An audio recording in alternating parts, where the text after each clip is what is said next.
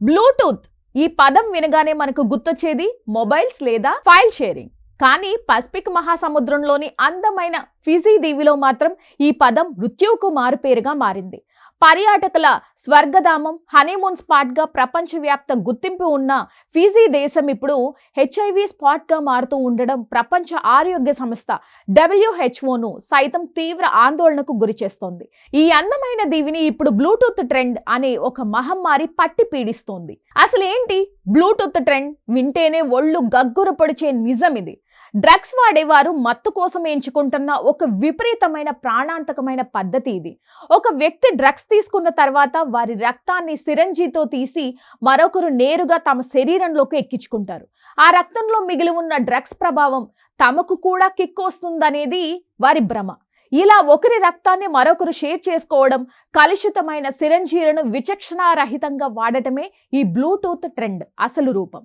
దీని ప్రభావం ఫిజీలో భయంకరంగా ఉంది. అక్కడి డ్రగ్ వినియోగదారుల్లో ఏకంగా 50% మంది కలుషితమైన సిరంజిల్ని వాడుతున్నారని గణాంకాలు చెప్తున్నాయి. దీనికి తోడు కెమ్సెక్స్ అంటే డ్రగ్స్ మత్తులో సెక్స్ చేయడం మరియు అనురక్షిత శృంగారం కూడా హెచ్ఐవి వ్యాప్తికి ఆజ్యం పోస్తున్నాయి.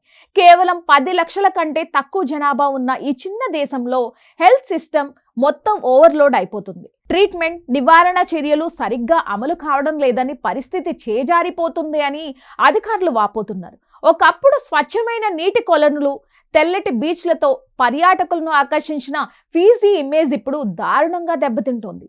హనీమూన్ స్పాట్ గా పాపులర్ అయిన ఈ దేశం ఇప్పుడు ఎయిడ్స్ అడ్డాగా మారడం నిజంగా విషాదకరం. అయితే ఈ సమస్య కేవలం ఫిజీకే పరిమితం కాలేదు. ఆఫ్రికాలోని కొన్ని దేశాల్లోనూ ఇలాంటి భయంకరమైన ట్రెండ్స్ కనిపిస్తున్నాయి. ప్రపంచ ఆరోగ్య సంస్థ, స్థానిక ప్రభుత్వాలు స్టెరైల్ సిరింజీలు పంపిణీ చేయడం, అవగాహన సదస్సులు నిర్వహిస్తున్నప్పటికీ మత్తులో చిత్తవుతున్న యువత ఈ మహమ్మారి కోరల్లో చిక్కుకోవడం ప్రపంచానికి ఒక పెద్ద సవాల్గా మారింది.